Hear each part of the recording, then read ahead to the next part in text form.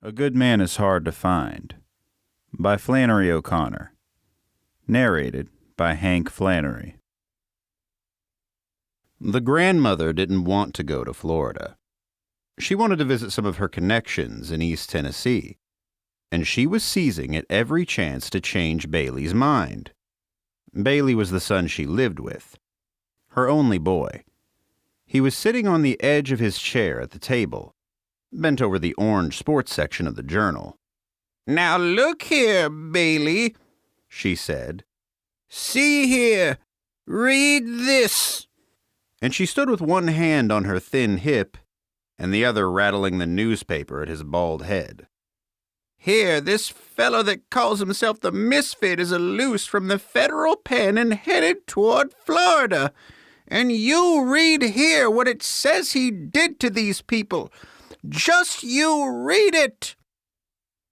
"I wouldn't take my children in any direction with a criminal like that loose in it.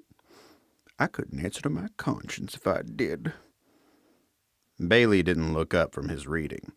So she wheeled around then and faced the children's mother, a young woman in slacks whose face was as broad and innocent as a cabbage, and was tied around with a green headkerchief that had 2 points on the top like rabbit's ears. She was sitting on the sofa, feeding the baby his apricots out of a jar. "The children have been to Florida before," the old lady said. "You all ought to take them somewhere else for a change, so they would see different parts of the world and be broad. They never have been to East Tennessee."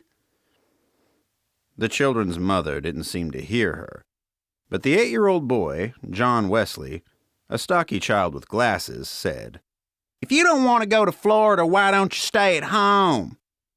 He and the little girl, June Starr, were reading the funny papers on the floor. "She wouldn't stay at home to be queen for a day," June Starr said without raising her yellow head. "Yes, and what would you do if this fellow the Misfit caught you?" the grandmother asked. "I'd smack his face," John Wesley said. "She wouldn't stay at home for $1,000,000, June Starr said. "Afraid she missed something. She has to go everywhere we go." "All right, miss," the grandmother said. "Just remember that the next time you want me to curl your hair." June Starr said her hair was naturally curly. The next morning, the grandmother was the first one in the car ready to go. She had her big black valise that looked like the head of a hippopotamus in one corner, and underneath it, she was hiding a basket with Pitty Sing, the cat, in it. She didn't intend for the cat to be left alone in the house for 3 days because he would miss her too much. And she was afraid he might brush against one of her gas burners and accidentally asphyxiate himself. Her son, Bailey, didn't like to arrive at a motel with a cat. She sat in the middle of the back seat with John Wesley and June Starr on either side of her. Bailey and the children's mother and the baby sat in front, and they left Atlanta at 8:45, with the mileage on the car at 55,890. The grandmother wrote this down because she thought it would be interesting to say how many miles they had been when they got back. The old lady settled herself comfortably, removing her white cotton gloves and putting them up with her purse on the shelf in front of the back window. The children's mother still had on slacks and still had her head tied up in a green kerchief, but the grandmother had on a navy blue straw sailor hat with a bunch of white violets on the brim, and a navy blue dress with a small white dot in the print. Her collars and cuffs were white organdy trimmed with lace, and at her neckline, she had pinned a purple spray of cloth violets containing a sachet. In case of an accident, anyone seeing her dead on the highway would know at once she was a lady. She said she thought it was going to be a good day for driving, neither too hot nor too cold. She cautioned Bailey that the speed limit was 55 miles an hour, and that the patrolmen hid themselves behind billboards and small clumps of trees and sped out after you before you had a chance to slow down. She pointed out interesting details of the scenery, Stone Mountain, the blue granite that in some places came up to both sides of the highway, the brilliant red clay banks, slightly streaked with purple, the various crops that made rows of green lacework on the ground. The trees were full of silver-white sunlight, and the meanest of them sparkled. The children were reading comic magazines, and their mother had gone back to sleep. "Let's go through Georgia fast so we don't have to look at it much," John Wesley said. "If I were a little boy," said the grandmother, "I wouldn't talk about my native state that way. Tennessee has the mountains and Georgia has the hills." "Tennessee is just a hillbilly dumping ground," John Wesley said. "And Georgia is a lousy state, too." "You said it," June Star said. "In my time," said the grandmother, folding her thin-veined fingers, "children were more respectful of their native states and their parents and everything else. People did right then."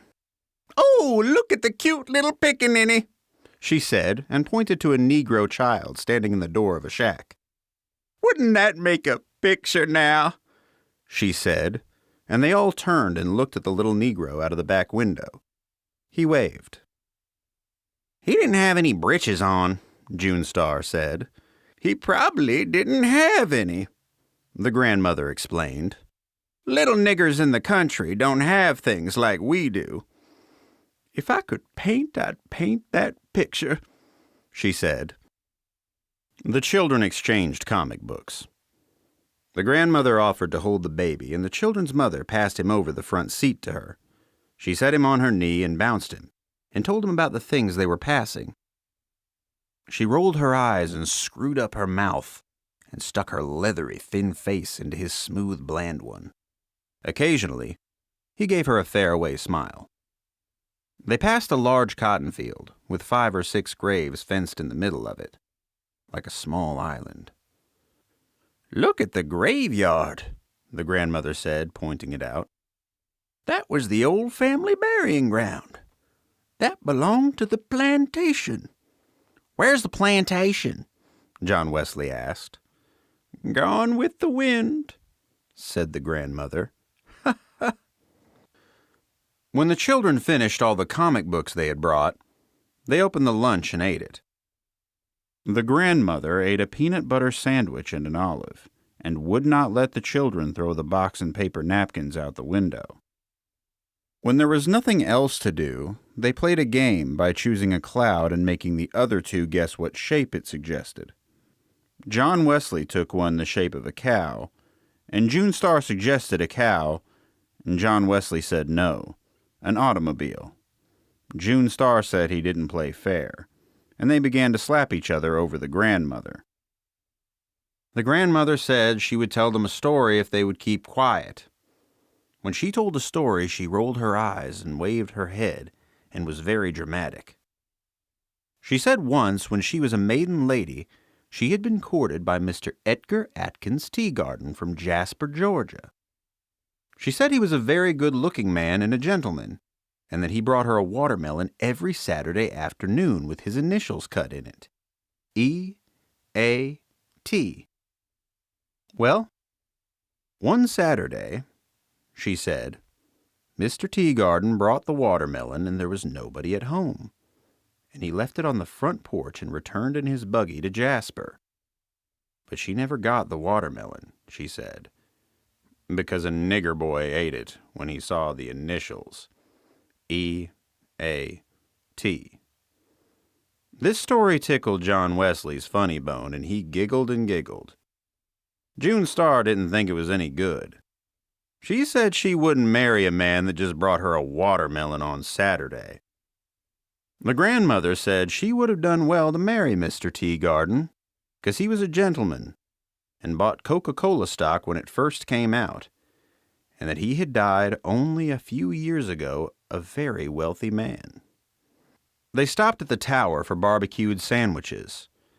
The Tower was a part stucco and part wood filling station and dance hall set in a clearing outside of Timothy.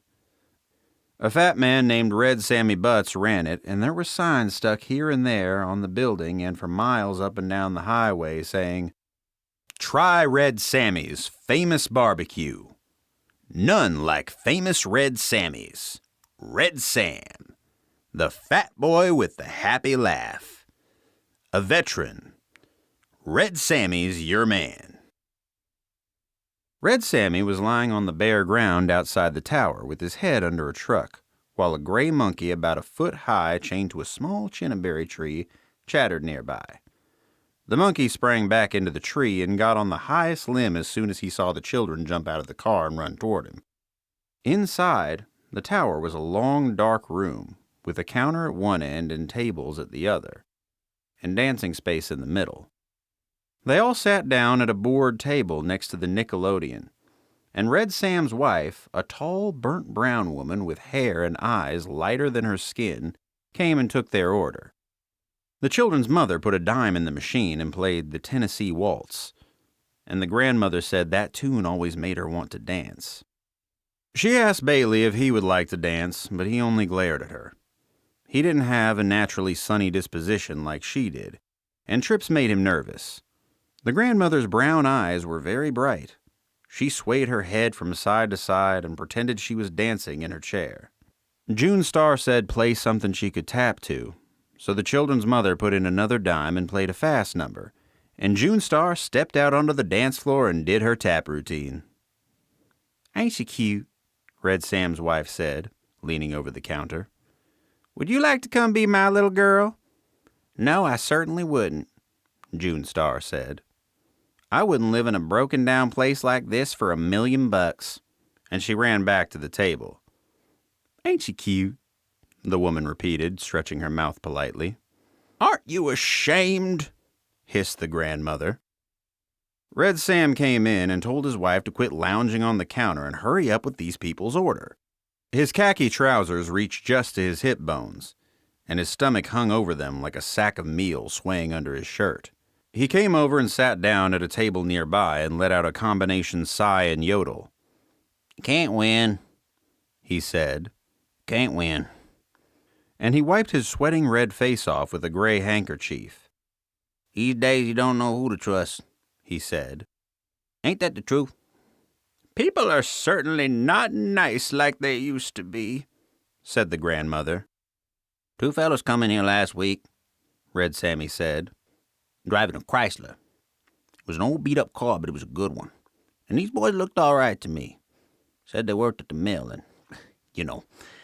I let them fellas charge the gas they bought. Now, why did I do that?" "Because you're a good man," the grandmother said at once. "Yes'm, I suppose so," Red Sam said, as if he were stuck with this answer. His wife brought the orders, carrying 5 plates all at once without a tray, 2 in each hand and 1 balanced on her arm. "It isn't a soul in this green world of God's that you can trust," she said. "And I don't count nobody out of that. Not nobody," she repeated, looking at Red Sammy. "Did you read about that criminal, the misfit that escaped?" asked the grandmother. "I wouldn't be a bit surprised if he didn't attack this place right here," said the woman.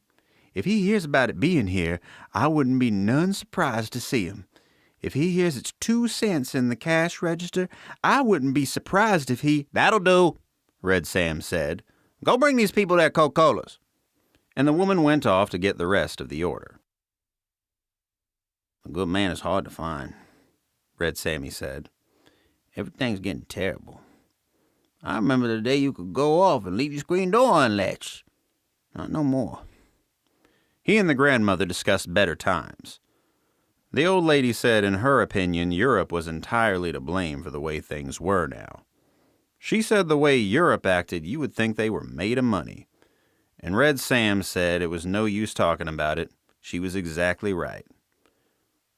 The children ran outside into the white sunlight and looked at the monkey in the lacy chinnaberry tree. He was busy catching fleas on himself and biting each one carefully between his teeth, as if it were a delicacy. They drove off again into the hot afternoon. The grandmother took cat naps and woke up every few minutes with her own snoring. Outside of Toomsboro, she woke up and recalled an old plantation she had visited in this neighborhood once when she was a young lady. She said the house had 6 white columns across the front, and there was an avenue of oaks leading up to it, and 2 little wooden trellis arbors on either side and front where you sat down with your suitor after a stroll in the garden. She recalled exactly which road to turn off to get to it. She knew that Bailey would not be willing to lose any time looking at an old house. But the more she talked about it, the more she wanted to see it once again, and find out if the little twin arbors were still standing. "There was a secret panel in this house," she said craftily, not telling the truth, but wishing that she were. "And the story went that all the family silver was hidden in it when Sherman came through, but it was never found." "Hey," John Wesley said. "let's go see it. We'll find it. We'll poke around all the woodwork and find it. Who lives there? Where'd he turn off at?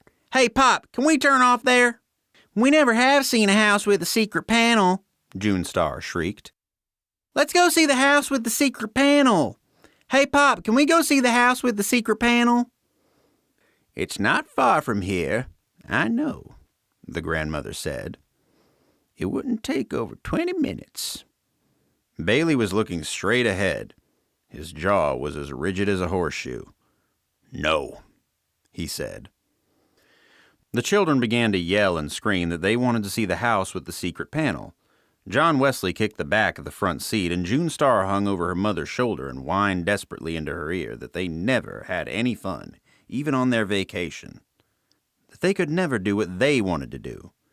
The baby began to scream, and John Wesley kicked the back of the seat so hard that his father could feel the blows in his kidney. "All right," he shouted, and drew the car to a stop at the side of the road. "Will you all shut up? Will you all just shut up for 1 second? If you don't shut up, we won't go anywhere." "It would be very educational for them," the grandmother murmured. "All right," Bailey said, "but get this. This is the only time we're going to stop for anything like this. This is the one and only time." "The dirt road you have to turn down is about a mile back," the grandmother directed. "I marked it when we passed." "A dirt road," Bailey groaned. After they had turned around and were headed toward the dirt road, the grandmother recalled other points about the house, the beautiful glass over the front doorway, and the candle lamp in the hall. John Wesley said the secret panel was probably in the fireplace. "You can't go inside the house," Bailey said. "You don't know who lives there." "While you talk to all the people in front, I'll run around behind and get in the window," John Wesley suggested. "Well, I'll stay in the car," his mother said. They turned onto the dirt road, and the car raced roughly along in a swirl of pink dust. The grandmother recalled the times when there were no paved roads, and 30 miles was a day's journey. The dirt road was hilly, and there were sudden washes in it, and sharp curves on dangerous embankments. All at once they would be on a hill looking down over the blue tops of trees for miles around. Then the next minute, they would be in a red depression with the dust-coated trees looking down on them. "This place better turn up in a minute," Bailey said, "or I'm going to turn around." The road looked as if no one had traveled on it in months. "It's not much farther," the grandmother said, and just as she said it, a horrible thought came to her. The thought was so embarrassing that she turned red in the face, and her eyes dilated and her feet jumped up, upsetting her valise in the corner. The instant the valise moved, the newspaper top she had over the basket under it rose with a snarl, and Pitty Singh, the cat, sprang onto Bailey's shoulder. The children were thrown to the floor, and their mother, clutching the baby, was thrown out the door onto the ground. The old lady was thrown into the front seat. The car turned over once and landed right side up in a gulch off the side of the road. Bailey remained in the driver's seat with the cat, gray-striped with a broad white face and an orange nose clinging to his neck like a caterpillar. As soon as the children saw they could move their arms and legs, they scrambled out of the car, shouting, We've had an accident. The grandmother was curled up under the dashboard, hoping she was injured so that Bailey's wrath would not come down on her all at once. The horrible thought she had before the accident was that the house she had remembered so vividly was not in Georgia, but in Tennessee. Bailey removed the cat from his neck with both hands and flung it out the window against the side of a pine tree. Then he got out of the car and started looking for the children's mother. She was sitting against the side of a red-gutted ditch, holding the screaming baby. But she only had a cut down her face and a broken shoulder. We've had an accident, the children screamed in a frenzy of delight. But nobody's killed, June Star said with disappointment as the grandmother limped out of the car. Her hat still pinned to her head, but the broken front brim standing up at a jaunty angle, and the violet spray hanging off the side. They all sat down in the ditch, except the children, to recover from the shock. They were all shaking. Maybe a car will come along, said the children's mother hoarsely. I believe I have injured an organ, said the grandmother, pressing her side, but no one answered her. Bailey's teeth were chattering. He had on a yellow sports shirt with bright blue parrots designed in it, and his face was as yellow as the shirt. The grandmother decided that she would not mention that the house was in Tennessee. Behind the ditch they were sitting in, there were more woods, tall and dark and deep. In a few minutes they saw a car some distance away on top of a hill, coming slowly as if the occupants were watching them. The grandmother stood up and waved both arms dramatically to attract their attention. The car continued to come on slowly, disappeared around a bend, and appeared again, moving even slower on top of the hill they had gone over. It was a big black battered hearse-like automobile. There were 3 men in it. It came to a stop just over them, and for some minutes the driver looked down with a steady, expressionless gaze to where they were sitting, and didn't speak. Then he turned his head and muttered something to the other 2, and they got out. One was a fat boy in black trousers and a red sweatshirt, with a silver stallion embossed on the front of it. He moved around on the right side of them and stood staring, his mouth partly open in a kind of loose grin. The other had on khaki pants and a blue striped coat and a gray hat pulled down very low, hiding most of his face. He came around slowly on the left side. Neither spoke. The driver got out of the car and stood by the side of it, looking down at them. He was an older man than the other 2. His hair was just beginning to gray, and he wore silver-rimmed spectacles that gave him a scholarly look. He had a long, creased face and didn't have on any shirt or undershirt. He had on blue jeans that were too tight for him, and he was holding a black hat and a gun. The 2 boys also had guns. We've had an accident, the children screamed. The grandmother had a peculiar feeling that the bespectacled man was someone she knew. His face was as familiar to her as if she had known him all her life, but she could not recall who he was. He moved away from the car and began to come down the embankment, placing his feet carefully so that he wouldn't slip. He had on tan and white shoes with no socks, and his ankles were red and thin. "Good afternoon," he said. "I see you all had a little spill." We turned over twice, said the grandmother. "Onct," he corrected. "We seen it happen.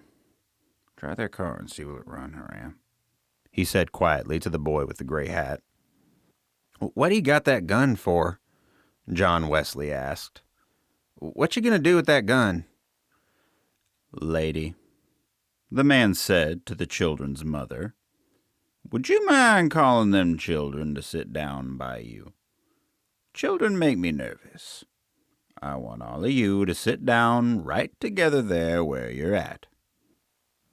"What are you telling us what to do for?" June Star asked. Behind them the line of woods gaped like a dark open mouth. "Come here," said their mother. "Look here now," Bailey began suddenly. "We're in a predicament. The grandmother shrieked. She scrambled to her feet and stood staring. You're the misfit, she said. I recognized you at once.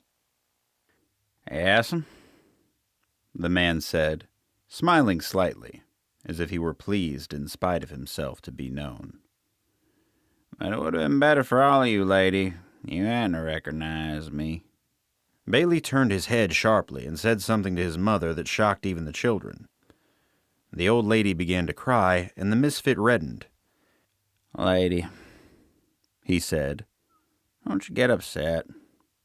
Sometimes a man says things he don't mean. I don't reckon he meant to talk to you that way. You wouldn't shoot a lady, would you? The grandmother said, and removed a clean handkerchief from her cuff and began to slap at her eyes with it. The misfit pointed the toe of his shoe into the ground and made a little hole, then covered it up again. I would hate to have to, he said.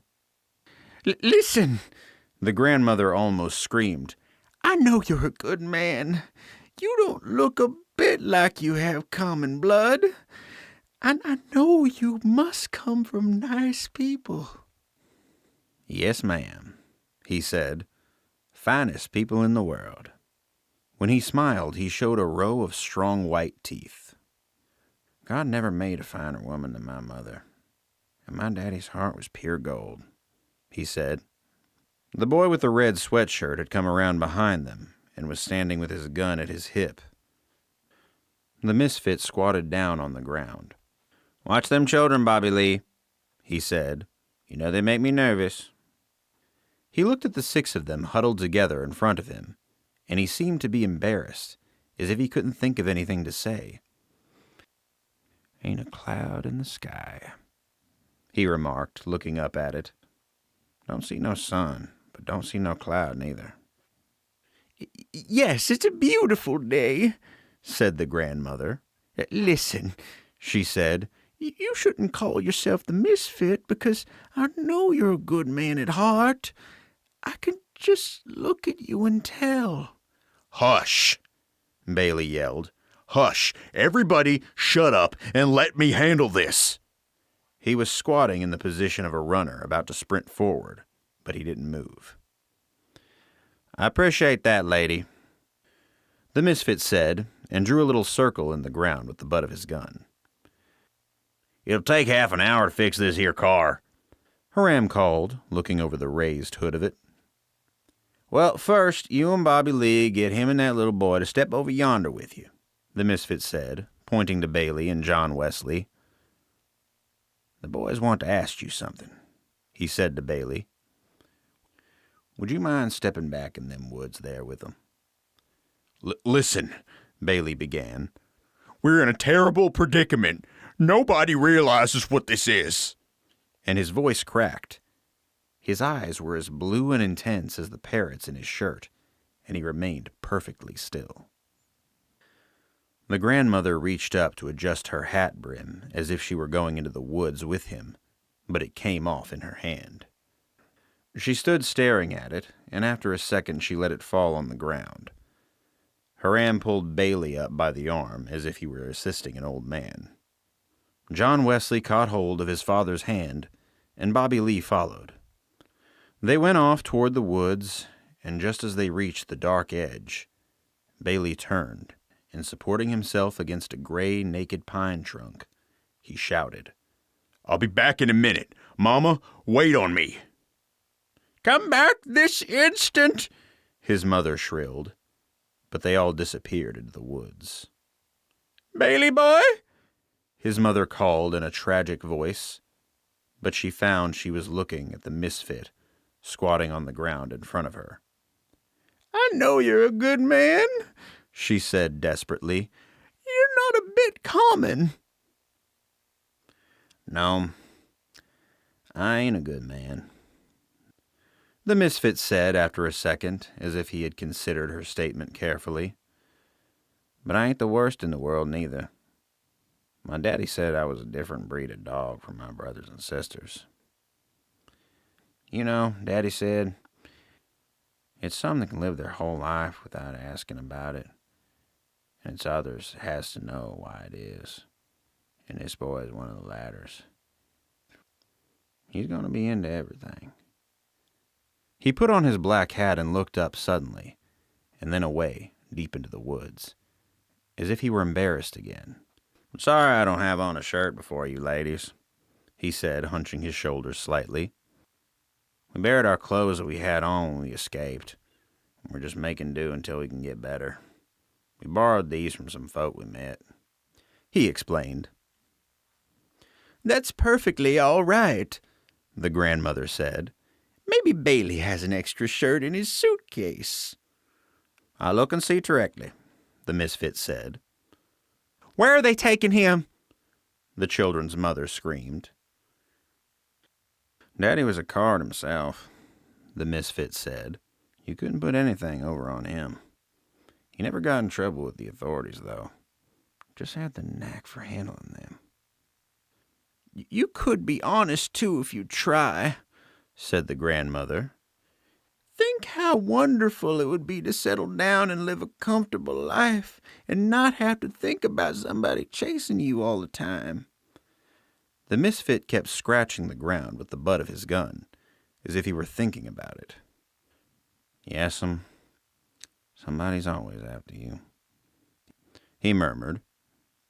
The grandmother noticed how thin his shoulder blades were, just behind his hat, because she was standing up looking down on him. "Do you ever pray?" she asked. He shook his head. All she saw was the black hat wiggle between his shoulder blades. "No," he said. There was a pistol shot from the woods, followed closely by another. Then silence. The old lady's head jerked around. She could hear the wind move through the treetops, like a long, satisfied insuck of breath. "Bailey boy!" she called. "I was a gospel singer for a while," the misfit said. "I've been almost everything. Been in the armed service, both land and sea, at home and abroad. Been twict married. Been an undertaker. Been with the railroads. Plowed Mother Earth. Been in a tornado. Seen a man burnt alive onct." And he looked up at the children's mother and the little girl who were sitting close together, their faces white and their eyes glassy. "I even seen a woman flogged," he said. "Pray, pray," the grandmother began. "Pray, pray." "I never was a bad boy that I remember of," the misfit said in an almost dreamy voice. "But somewheres along the line I done something wrong and got sent to the penitentiary. I was buried alive." And he looked up and held her attention to him by a steady stare. "That's when you should have started to pray," she said. What did you do to get sent to the penitentiary the first time?" "Turn to the right. It was a wall," the misfit said, looking up again at the cloudless sky. "Turn to the left. It was a wall. Look up. It was a ceiling. Look down. It was a floor. I forget what I done, lady. I sat there trying to remember what it was I done, and I ain't recalled it to this day. Once in a while I would think it was coming to me, but it never come." "Maybe they put you in by mistake," the old lady said vaguely. "No," he said. "It was no mistake. They had the papers on me." You must have stolen something," she said. The misfit sneered slightly. "Nobody had nothing I wanted," he said. "It was a head doctor at the penitentiary said what I'd done was kill my daddy. But I'd known that for a lie. My daddy died in 1919 of the pandemic flu. I never had a thing to do with it. He was buried in Mount Hopewell Baptist Churchyard. You can go there and see for yourself." If you would pray," the old lady said, "Jesus would help you." "That's right," the misfit said. Well, then why don't you pray?" she asked, trembling with delight suddenly. "I don't want no help," he said. "I'm doing all right by myself." Bobby Lee and Haram came ambling back from the woods. Bobby Lee was dragging a yellow shirt with bright blue parrots in it. "Throw me that shirt, Bobby Lee," the misfit said. The shirt came flying at him and landed on his shoulder, and he put it on. The grandmother couldn't name what the shirt reminded her of. "No, lady," the misfit said while he was buttoning it up. "I found out that crime don't matter. You can do one thing or do another. Kill a man or take the tire off his car. 'Cause sooner or later you're going to forget what it was you done and just be punished for it." The children's mother had begun to make heaving noises, as if she couldn't get her breath. "Lady," he asked, "would you and that little girl like to step off yonder with Bobby Lee and Haram and join your husband?" "Yes, thank you," the mother said faintly. Her left arm dangled helplessly. She was holding the baby, who had gone to sleep in the other. "Help that lady up, Haram," the misfit said as she struggled to climb out of the ditch. "And Bobby Lee, you hold that little girl's hand." "I don't want to hold hands with him," June Star said. "He reminds me of a pig." The fat boy blushed and laughed and caught her by the arm, and pulled her off into the woods after Haram and her mother. Alone with the misfit, the grandmother found that she had lost her voice. There was not a cloud in the sky, nor any sun. There was nothing around her but woods. She wanted to tell him that he must pray. She opened and closed her mouth several times before anything came out. "Jesus! Jesus!" meaning Jesus will help you. But the way she was saying it, it sounded as if she might be cursing. "Yes'm," the misfit said as if he agreed. "Jesus thrown everything off balance. It was the same case with him as with me, except he hadn't committed any crime. They could prove I'd committed one, because they had the papers on me, of course," he said. "They never show me my papers. That's why I sign myself now. I said long ago, get you a signature. Sign everything you do. Keep a copy of it. And then you'll know what you done. You can hold up the crime to the punishment, see do they match. And in the end, you'll have something to prove you ain't been treated right. I call myself the misfit," he said, "because I can't make what all I done wrong fit what all I gone through in punishment." There was a piercing scream from the woods, followed closely by a pistol report. "Does it seem right to you, lady, that one is punished a heap and another ain't punished at all?" "Jesus!" the old lady cried. "You've got good blood. I know you wouldn't shoot a lady. I know you come from nice people. Pray, Jesus, you ought not shoot a lady. I'll give you all the money I got." "Lady," the misfit said, looking beyond her, far into the woods, "there never was a body that give the undertaker a tip." There were 2 more pistol reports, and the grandmother raised her head like a parched old turkey hen, crying for water, and called, "Bailey boy! Bailey boy!" as if her heart would break. "Jesus was the only one that raised the dead," the misfit continued, "and he shouldn't have done it. He thrown everything off balance. If he did what he said, then it's nothing for you to do but throw away everything and follow him. And if he didn't, then it's nothing for you to do but enjoy the few minutes you got left, the best you can, by killing somebody, or burning down his house, or doing some other meanness to him. No pleasure but meanness," he said, and his voice had become almost a snarl. "Maybe he didn't raise the dead," the old lady mumbled, not knowing what she was saying, and feeling so dizzy that she sank down in the ditch with her legs twisted under her. "I wasn't there, so I can't say he didn't," the misfit said. "I wish I had been there," he said, hitting the ground with his fist. "It ain't right I wasn't there, because if I had been there, I would have known. Listen, lady, he said in a high voice. If I'd have been there, I would have known, and I wouldn't be like I am now. His voice seemed about to crack, and the grandmother's head cleared for an instant. She saw the man's face twisted close to her own, as if he were going to cry, and she murmured, "Why, you're one of my babies. You're one of my own children." She reached out and touched him on the shoulder. The misfit sprang back up as if a snake had bitten him and shot her 3 times through the chest. Then he put his gun down on the ground and took his glasses off and began to clean them. Hiram and Bobby Lee returned from the woods and stood over the ditch, looking down at the grandmother, who half sat and half lay in a puddle of blood, with her legs crossed under her like a child's, and her face smiling up at the cloudless sky. Without his glasses, the misfit's eyes were red-rimmed and pale, and defenseless-looking. "Take her off and throw her where you thrown the others," he said, picking up the cat that was rubbing itself against his leg.